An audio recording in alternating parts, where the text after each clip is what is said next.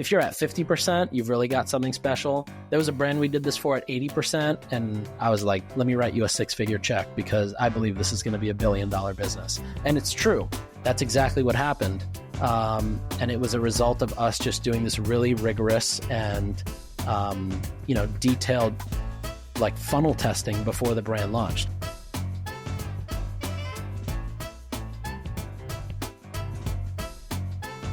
Have you ever added up all the conversions attributed to each of your paid channels and realized that the sum of those conversions is greater than the actual number of conversions on your site? That's likely because most ad platforms tend to over-report and get more credit than they deserve for the conversions they drive. Today, sophisticated marketers are moving away from attribution and moving toward incrementality testing in order to maximize growth and understand efficiency. To find the incrementality of your marketing tactics, you have to run test and control experiments, but these tests are hard to do on your own, and that's why I recommend using House.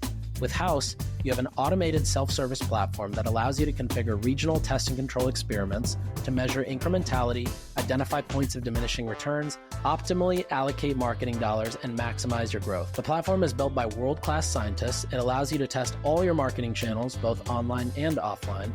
You can measure the impact across all your sales channels, including direct-to-consumer, retail, Amazon, etc., and you can calibrate your in-platform reporting for incrementality with House.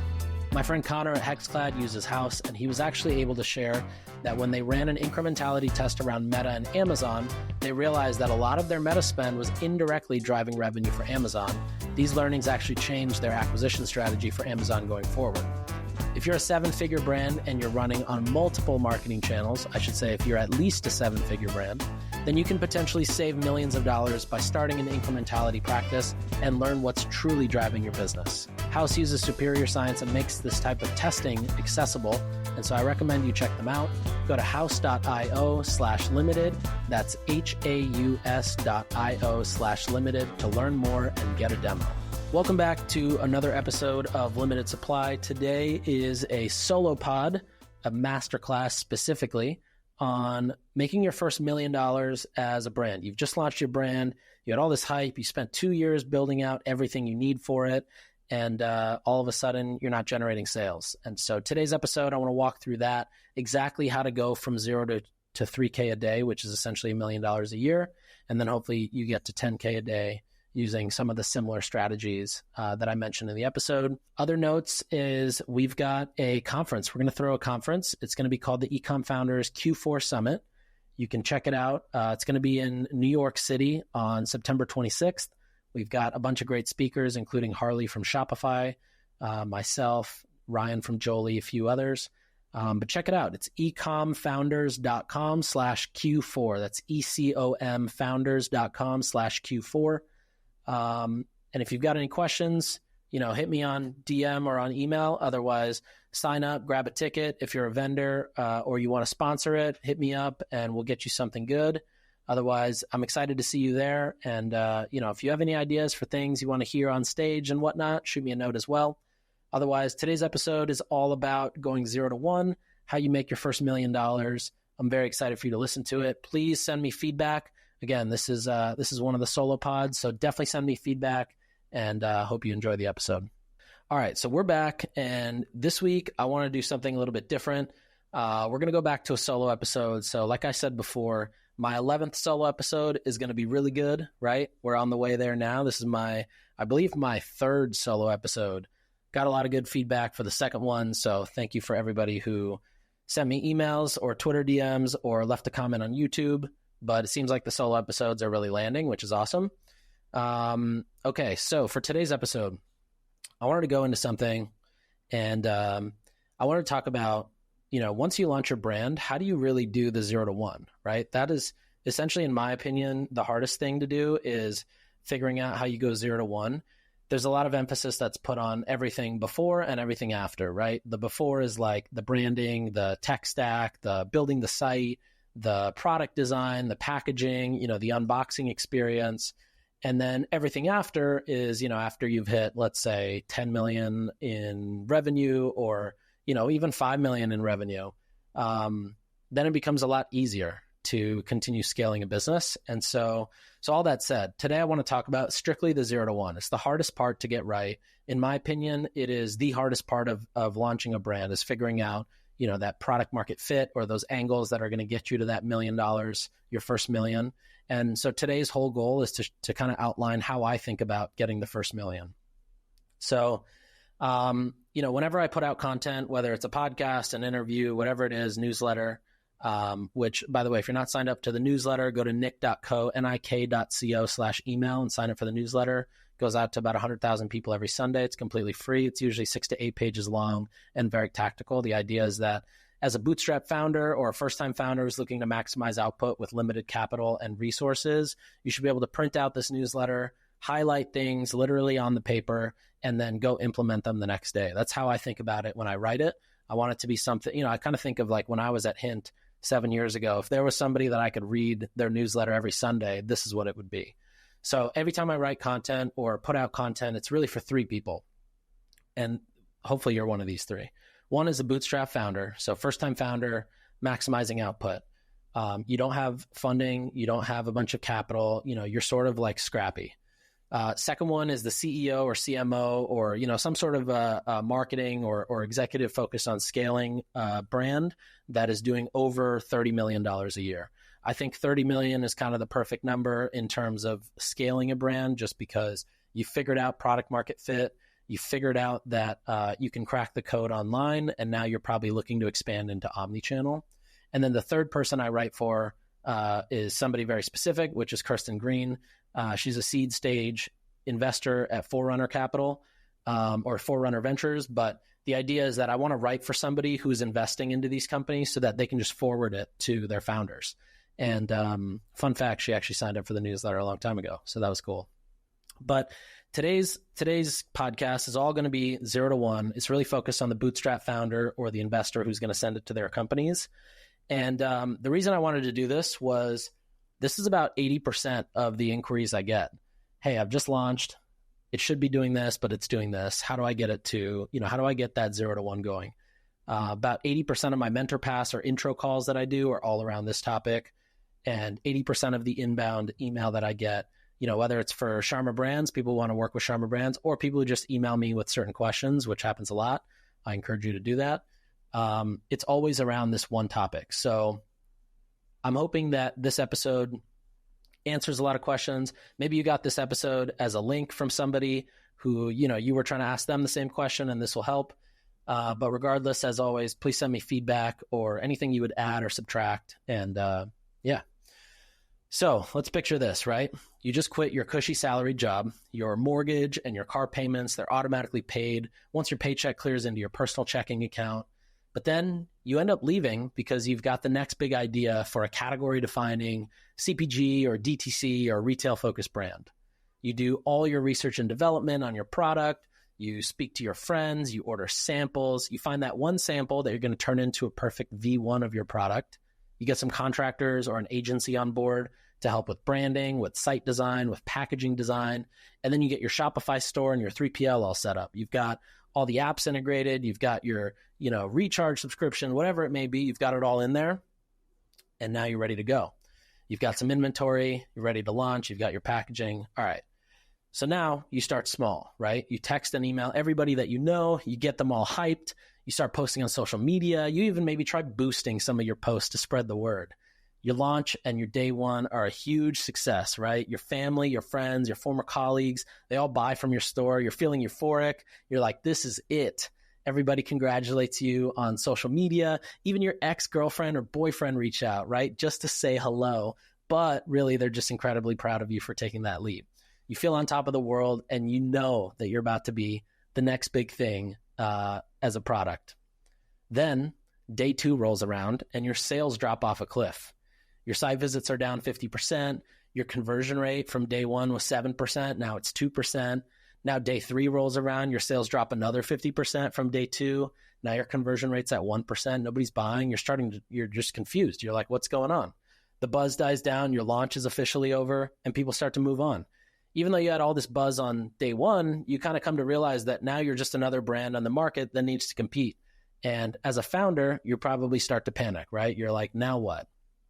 This is honestly a very classic playbook. This happens whether you are you're starting something out of your bedroom and no one knows about it, or you're a massive celebrity brand, you've just launched and you've got this huge announcement. That same trajectory happens, right? Day 1 is big, day 2 is 50%, conversion rate drops, day 3 is 50% of that, drops even more. And so that's where this 0 to 1 playbook comes in. And, it's not necessarily guaranteed that every brand is going to succeed in this way or by following this playbook, but these are some of the things that I've done. And, you can give it what I call the good old-fashioned Sharma try, meaning you try everything possible. You try to pull all the levers that you can and try to make things work. But again, this is stuff that should work, may not work. You never know. Everybody should test it, though. So here's how I would start, right? So first of all, there's the optional pre-launch test. Now, if you've heard any podcasts from Justin Mares or Nick Mares, they're the brothers that started Kettle and Fire. They did a really good job of this when they launched Kettle and Fire.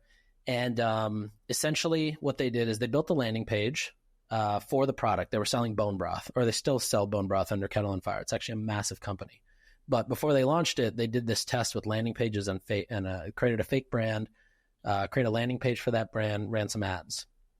And essentially what they did is they tested value props, benefits, messaging, merchandising, flavors, all on this fake landing page so that they could try to understand what is the conversion rate of people who A, give us their email, and B, end up making a purchase. And the idea is that they could immediately test that, with $5,000, you could test if this idea even has legs before you end up actually building out the brand and the packaging and, reaching out to a manufacturer. With food products especially, there's a lot of work that goes into the product development. So this was a really efficient way for them to even validate the concept or the idea that this is something they could sell. So they made a fake landing page with the fake brand. They pushed value props, benefits, and outcomes to a customer of what they could expect. They spent some money behind the ads. They did it with Bing. I would recommend doing it with Meta or Google to drive traffic. Definitely Meta. I'm a fan of Meta because you can also then use that time to actually test. You can look at click-through rate of different headlines or different styles of creative. You might notice that, when you're testing different headlines, that 1 or 2 headlines actually over-index for click-through rate and drive a higher conversion on the landing page. You might realize that, for example, animations do better than static ads, or a UGC ad doesn't do as well as a static ad. All these things are learnings that are helpful because then, when you decide to build out those funnels and actually launch the brand, you've got these levers these learnings that you can implement. One example is there was a men's telemedicine brand that we helped launch, and, they were working with really prominent branding agency. And as they were doing that, we were actually doing a lot of these pre-launch tests to drive email opt-in, and we could quickly understand the style of creative that worked best for this demographic they were going after, and the headlines that would work best, so that when we actually launched the site, we had the headlines that we already knew would work. We knew that the creative on the homepage, the style of creative would resonate. And, we can take the learnings from what we're doing pre-launch and actually implement them into the process of designing the brand and then the site itself. Okay, so back to this pre-launch test. We've got the landing page, we've got some ads. The only other thing you need is a conversion event.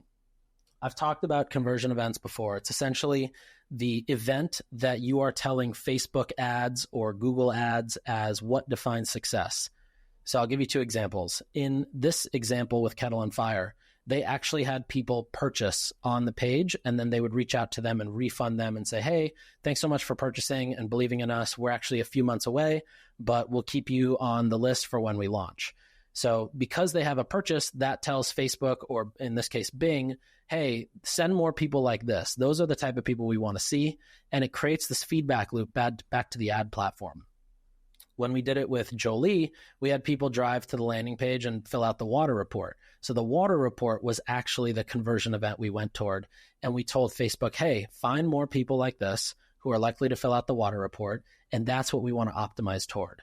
Now, what this does is, obviously, 1, it starts to give you some leads for when you launch the brand. But 2, it really helps you understand, okay, is there product market fit, right? If I'm collecting opt-in for email, if I've got a 30% opt-in, that's a pretty solid, that means like just under 1 in 3 people are giving me their information. They're interested, right? That's a pretty solid. I would invest in something that had a third opt-in.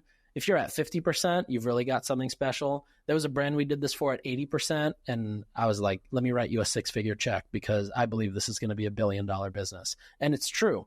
That's exactly what happened. And it was a result of us just doing this really rigorous and, detailed like funnel testing before the brand launched. Throughout the entire process, we could validate demand and ensure that there's juice to be squeezed with this angle and story. And it gives confidence to stand the brand up, right? And so all in all, this whole thing, right? The pre-launch test, setting it up, running the ads, understanding the results, all in, if you're really spending a bunch, you're probably $5 to $10 grand max. You could probably do this for just under $5 grand as well. But what you really want to do is just make sure that you understand it's going to work, it's got potential, and you've got the data to back it up. So, okay. Now let's move on to the actual launch. So the thing that a lot of people think about with launch is like launch has to be the biggest moment, right? And honestly, it doesn't. In fact, some of the best brands I've seen just quietly launch and slowly scale themselves up on their own. But their launch is very quiet. They don't do big PR. They don't do big press events. They don't do, big influencer pushes. And you don't necessarily have to.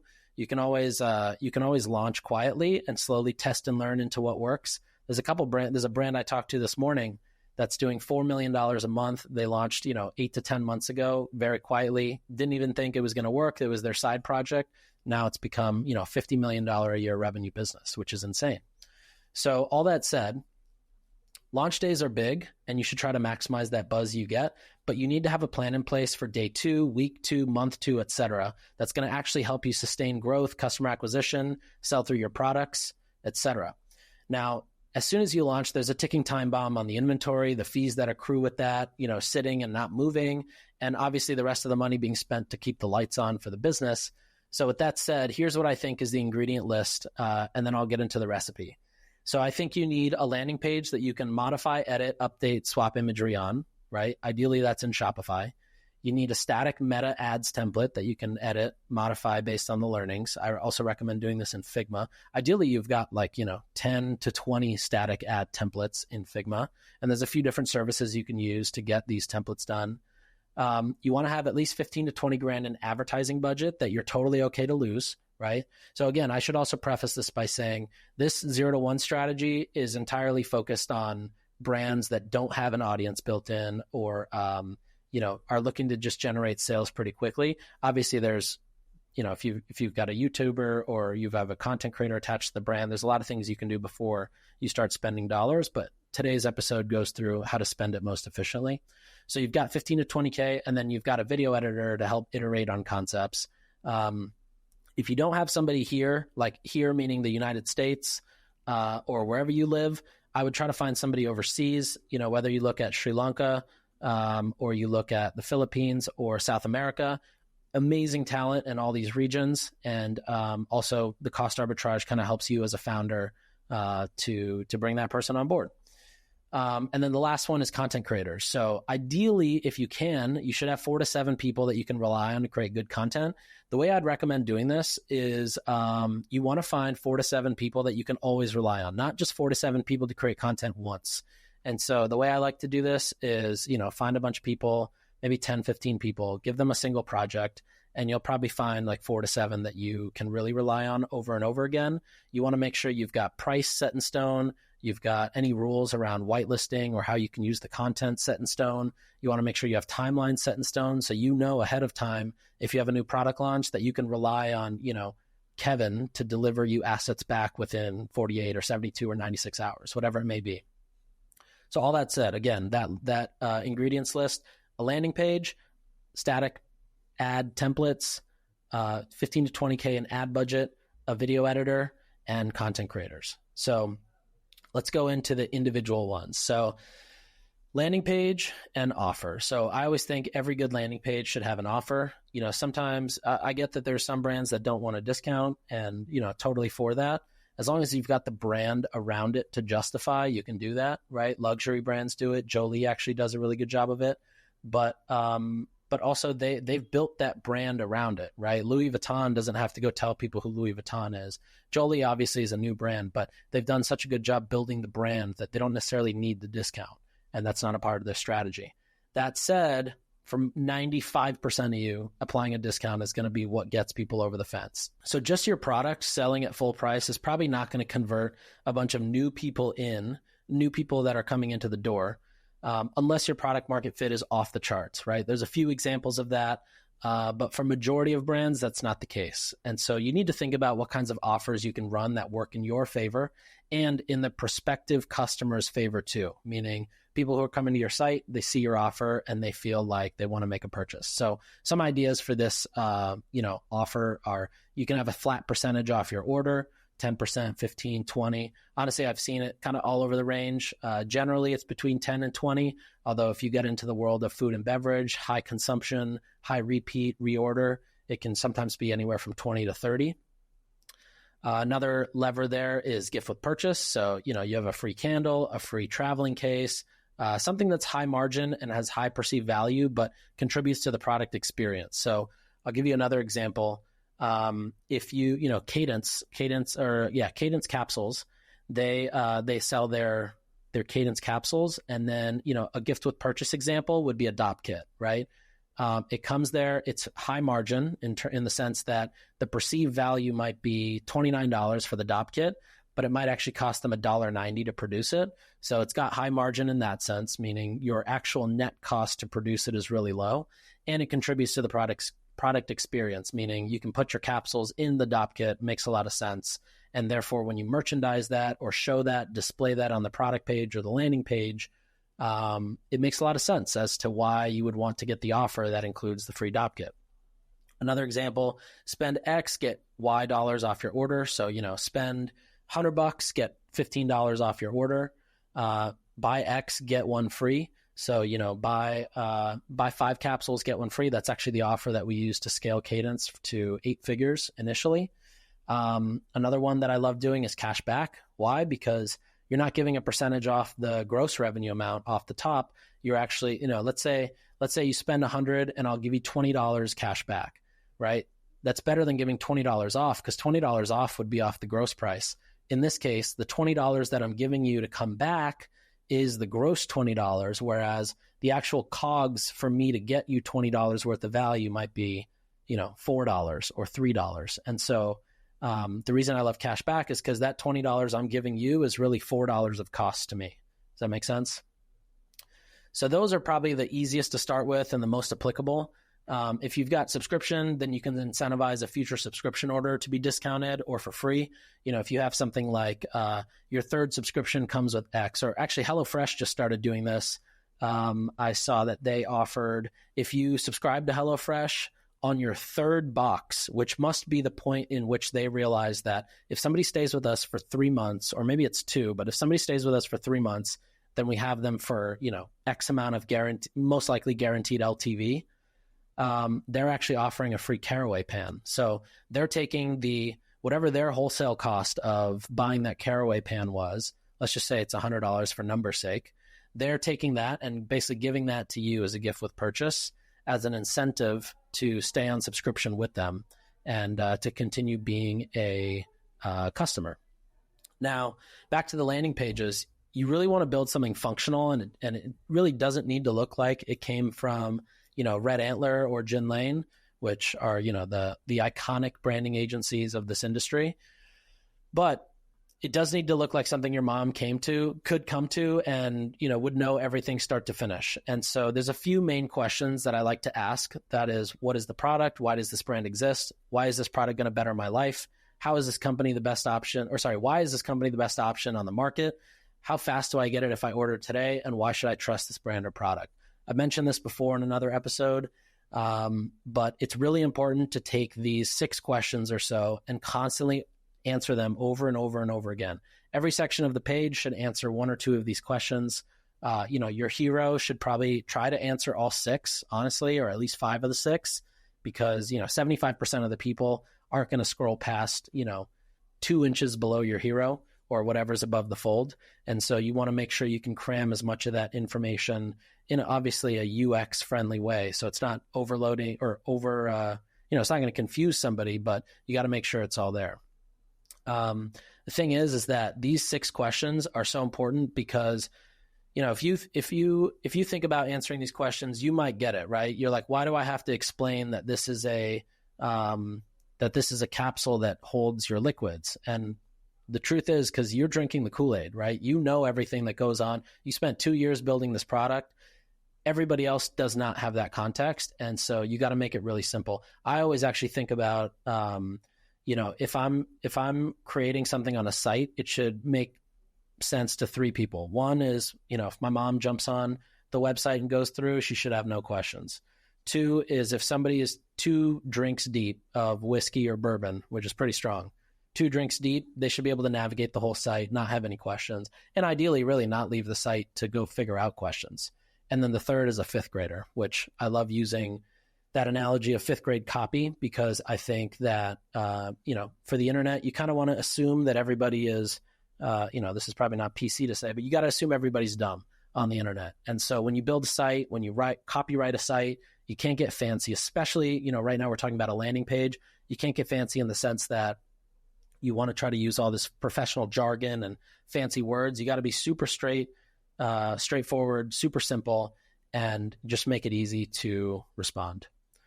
Okay, so honestly, that is probably all I would say as far as landing pages go.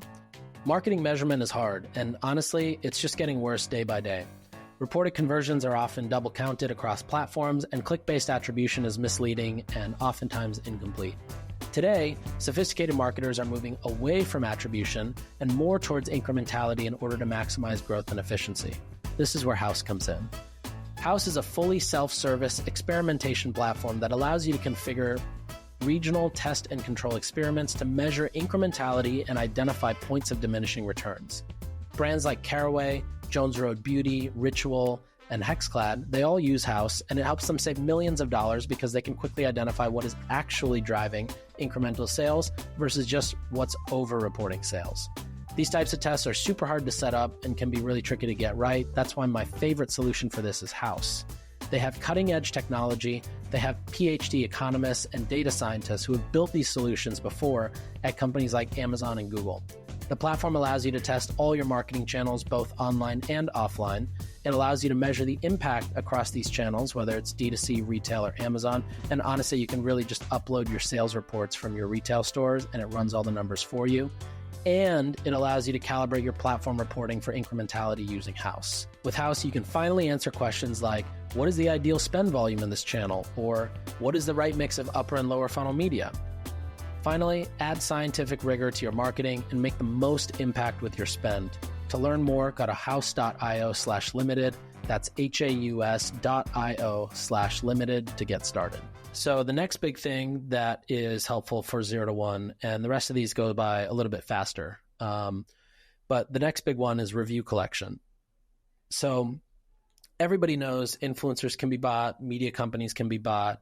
Everyone's super cautious of what's real and what's not, right? There was even, just recently, there was another law that passed, it either passed or it's very close to passing, about reviews on e-commerce sites, and specifically that if there are any reviews that show up that are fake, or you can't prove were written by a verified purchasing customer, you can get in a lot of trouble. And we obviously see this happen a lot with Amazon, where everybody's always trying to get Amazon reviews, and people are like, well, you can't just go to the link and write a review, or purchase the product and then write a review. You got to go through all the crazy steps to try to trick Amazon into not thinking that you're trying to write a review to inflate the brand. So all that said, there's a lot of focus on reviews, but it really is one of the best levers for social proof. It is, influencers, again, they'll say whatever you want them to say if you pay them the right amount. Media companies, they'll say whatever you want them to say as long as you're paying them. But organic customers, those are the real ones. And ideally, you phrase your review collection in a way where somebody is really talking about the problems they had, what your product did to solve that problem. and how it made their life better. Kind of even going back to those 6 questions we talked about on the landing page. Personally, I'm a fan of having this be a plain text email that goes out a few days after delivery, asking them to leave a review. You should emphasize the fact that you're a new business and their contribution would mean the world to you. And honestly, it totally will, and it's okay to be honest about that. Until you're going about 100 orders per day, I think you should focus on sending these out one by one from a real email, like from a person, from an employee. Maybe it's just yourself if you're listening to this, not through an automated email. You really want the highest potential deliverability rate, and you want to show up in their important tab of the inbox. So, one trick actually, if you're a subscriber to the newsletter that I write, then you'll notice too, the first email that you get, actually, I talk about how my favorite food is Thai food, and I want you to reply and tell me your favorite food. And what does that do? That puts everybody into the important inbox without realizing it. Well, now I just told you my secret, but that's what you should try to do here too. That's why you want to write those emails going out for reviews from a real person, because you want to maximize the fact that this is going to get into the important inbox and that ideally somebody's going to reply to you right away. So I think you should hit these one by one. Ideally, you want to get reviews with imagery attached or videos attached, and then make sure you thank them properly, especially if these are your first 1,000 or 5,000 customers. It could be something like a $10 gift card or a $10 Venmo. You can tell them like, hey, I'm going to buy you a slice of pizza, or your next coffee's on me. That's essentially just a $5 Venmo. And the cost of a $5 Venmo compared to the benefits you're going to get from using those reviews in content is going to be well worth it. Going past reviews and into organic content. So emailing and texting all your friends on launch date is definitely the right strategy, but you can't really stop there, right? You're going to need some compelling ads if you want to scale. And that said, organic social is, in my opinion, one of the best places to test and learn concepts that'll work well for ads before you even start running them as ads. You want to try to put them out on social platforms that are set up for distribution. TikTok, Reels, YouTube Shorts, honestly, X or Twitter now as well has been doing a really good job of this. But you want to create a bunch of stuff. Honestly, the way I would go about it is I would do research on what type of problems are people having. So let's say you sell, colostrum. You could easily find all of the problems that colostrum solves for by a simple Google search. But take it one level further and go to TikTok, go to Reddit, go to YouTube comments, try to find what are the deeper reasons people would want to use colostrum, or what are some of the problems that people are having that would then lead them to have colostrum as a product that solves for that. Most of what makes good organic content happens in the research and is within the angle of the content, like the first 5 seconds, not necessarily the production value or the time you post or things of that nature. And so I'm a huge fan of using Reels, Shorts, and TikTok as a place to test a bunch of content. Here's an easy way to do it, right? Figure out the product you're selling. Let's say it's a colostrum or a sleep gummy. Let's just do sleep gummy for ease, because maybe everybody doesn't know what colostrum is. You've got a sleep gummy. You write down the 25 reasons somebody would want to take that product. Okay, maybe they do a nighttime exercise and they just need some assistance getting tired and going to sleep. Okay, that's reason number 1. They woke up super late and as a result, they can't sleep on time. It messes up their next day of sleep. Okay, that's reason number 2, to sleep on time. They toss and turn all night, and because of that, they wake up with, lesser quality sleep. Basically, you go through all 25 reasons and then start to create content that answers those reasons, right? So you create that content, you put it out, you test it, you see what works. You'll figure out what your baseline is, and whatever over indexes from the baseline, run that as an ad. And see how that does. There's also, when we run Facebook ads, one thing we also do is we always have this open campaign that is, an ASC campaign focused on taking whatever does well organic social. We put it in there and we try to see what it does from a sales standpoint. Same concept here, right? You want to figure out what does well organically and then take that and put it into a paid concept. And then that leads us right into the paid ad strategy. So again, we're going to start with angles, right? Put together that list of angles that make sense. You could also just ask yourself, why should somebody buy the product? Or what was the reason that I created the product? If you're just launching paid ads, honestly, that second question I said, what is the reason I created this product, is usually a great starting point. That is usually, if that's the reason that you started this company, a lot of times it's a good enough reason for people to want to try the product. Okay, so the way to test this would be start by putting together the list of angles, right? They can be short and brief, just list them out. Take those ideas and try to combine the ones that are very similar. Honestly, one thing you could do too is go to ChatGPT and just ask it what angles it recommends. So you can say something like, my customer is a 34-year-old woman who's doing X that makes this income, and this is the product we made, and this is why we exist. Can you help me come up with, 12 reasons why somebody of this demographic would want this sleep gummy? And you'll get some good answers. If you're too generic in the input prompt, like you don't say who the customer is or what the product is you sell, it's not going to give you anything that's super custom. You're just going to get very generic stuff. You can take those angles and turn what ChatGPT says into briefs for your video editor and your content creators, or just give it to content creators and have them create content that you then send to your video editors. You can also take this and turn it into static ads, right? So taking the angles or the problems that you're solving for and put them into static ads. The reason I love static ads, the CPM is about a third of the CPM it is for a video ad. So it just gives you a little bit more room to play and test. I would set a budget of, $400 or $500 a day in Meta, and I would just start testing.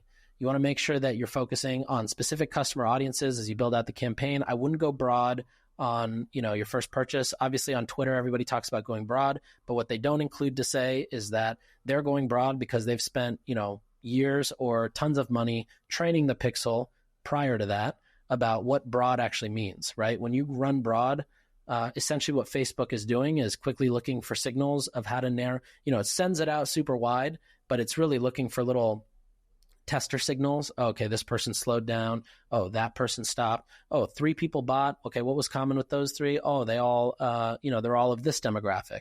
Then when it says broad, it's still really narrowing it down quite a bit. It's not actually broad.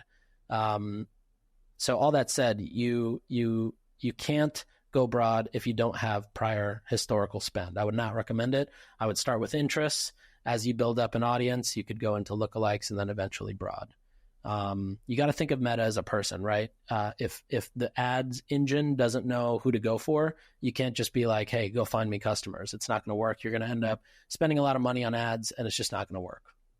Lastly, as you're now driving these ads to your landing page, which we talked about earlier, use something like heatmap.com to understand what is actually working, what's interesting, and what's just fluff, right? Heatmap will show you not only how far somebody's scrolling down, but also where's the mouse going? Where is it stopping and hovering? Where are people scrolling to on their iPhone before they leave? What are they clicking? What are they clicking that they think is a link but is not, and vice versa? And it'll just give you better qualitative insights to understand what's actually working and what's not. You're definitely going to have changes to make. If you have no changes to make based on the heat map, you're lying to yourself. And yeah, it's totally fine to have a horrible version 1 of your site. Or your landing page. You just need to be willing to improve it and not be romantic about the design. So once you do that, I would still focus on, basically just go back to the last couple steps. I would focus on creating new content, iterating on the content you have, and starting to figure out what is driving purchases or what's getting people to the site. You might even realize that you're getting a bunch of add to carts or initiate checkout, but nobody's purchasing, right? That means that people are feeling like whatever the promise was that got them to add to cart, they feel like is no longer valid once they're at that step. And so try to isolate where the drop-off is and then diagnose and fix that based on where the drop-off is. Don't just assume, oh, these ads aren't working or, the site's not working. You got to really understand exactly where that drop-off is, because depending on the point of drop-off, whether it's at the ad level or at the landing page to add to cart, or the landing page to even go down, where you scroll down to the shop section, wherever that drop off is happening, that is the insight of what you need to fix. And you need to think of this as a really long pipe where there are holes that are in the pipe, and it's up to you as the marketer to go fix those holes. Those holes might be, getting a click from the ad. That hole might be nobody's clicking on the checkout button once they add a product to cart. The hole might be that everybody leaves once they realize they have to put their credit card in. Whatever it may be, you got to figure out where those holes in the pipe are, and it's on you to do that, right? That is the entire thing about building a brand. Okay, so now we go into doubling down. So as you start to find things that are working, angles, styles of creative, hooks, messaging, etc., do not lose sight of constantly testing and learning. Most people fail paid ads because they don't take the time to go through all the steps above. They run ads once, they can't make it work, they lose $5,000, they never try again. Or they do the same thing with an agency that ends up costing them $25,000 when you add in all the fees, and they never want to do it again. They don't believe that paid ads works for their business. Once you start getting customers in the door, you cannot forget to focus and invest in other low-hanging fruit. So you need to make sure that you're using social proof that you earn in the ads themselves. You need to be duplicating landing pages and testing new angles. You need to be optimizing your subject lines in your email to test for higher open rates. You need to be setting up SMS collection and flows, especially on abandoned cart or abandoned checkout flows. You need to be iterating on the email pop-up to get from 4%, 3% is average in Klaviyo. I think 5% is pretty average from what I see on the internet, but you should be at 12 to 15% once you're really getting going. And you need to be sending customers surveys so that you can actually understand what is it that they like about your brand, what did they hate, why did they buy, who did they buy for, how long have they known about the brand or the product before they bought it, what's the purpose they're buying it for. You want to get the answers to all these things because this is going to help you in your content, in your marketing, in how you plan your budgets, in where you decide to spend. All of these things are a result of getting all this context. And the more context you have, the better decisions you can make as a business. Now, the last thing that I think is really important to make sure you have in your 0 to 1 is understanding your upsells, cross-sells, and product expansion. So if you're selling, Moise, who started Native, as you know, did this phenomenally. So he realized that if he sells the same product as a post-purchase upsell at 30% off, there's a very high take rate. In fact, that had the highest take rate. Same product, 30% off. And what did that do for his AOV? That increased his AOV by about 40% without doing anything. And so it made their Facebook ads a lot more efficient. It made their whole P&L a lot more efficient. They became profitable on the first purchase. And it just also helped to extend the LTV because the more people tried, the more likely they were to come back. Now, the same thing happens in pre-purchase as well, right? If I buy a coconut vanilla deodorant, I might see an upsell for a second one or an upsell for a different, maybe I'll get the shampoo or the body wash as a potential upsell. The whole point is you need to think about what are your upsells, cross-sells, and your tier 2 products that are going to help drive higher AOV. So if we go back to the Cadence example, right, your tier 1 products are your capsules, right? Those are your flagships. That's what you're always pushing. Your tier 2 products are things that essentially just help AOV, or, there might be that DOP kit. It might be merch. It might be, when I was at Hint, we would run gift with purchases with socks or spatulas, whatever it may be. But you want to have some sort of a tier 2 product that you can offer as upsell, cross-sell, something to increase the AOV. Or at some points too, it could just be that gift with purchase, right? That could be your lever that helps you drive that gift with purchase. Everything that I talked about here, starting from the pre-launch test to the landing page, to the review collection, to the organic content, to the paid ad strategy, to doubling down, to upsells, cross-sells, etc. All of that is what's going to get you from 0 to 1. The other thing is, making your first million, it sounds intimidating, can sound intense. It's a lot of money, right? $1 million. Here's how you should think of this. Think of it as I need to get to 3K a day. That should be your only job once you start, is how do I get to $3,000 a day in sales on Shopify? And how do I do that quickly? Once you're at 3, you've hit $1 million a year. That's the $1 million a year revenue threshold, is 3K a day. So once you hit 3K a day, then you go for 5K a day. Once you hit 5K a day, it becomes easier to get to 10K a day.